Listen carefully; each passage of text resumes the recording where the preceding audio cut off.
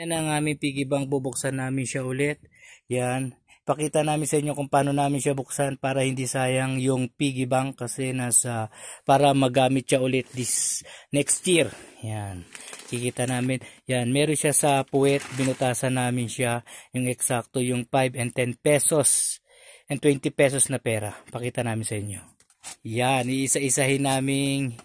Yan. Isa-isahin na kunin yung pera dyan sa butas, yan, para pwede ulit siyang magamit, yan.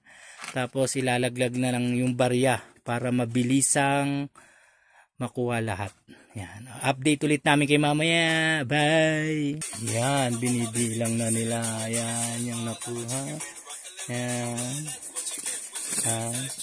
500, may tigpa 500, tigpa 20, 50 pesos. Yan, mas maraming 100 pesos. Yan. Saka tigto 20. Yan. Update ulit mamaya. Yan. Ang total is magkano? Ang total is 25,000. 25K.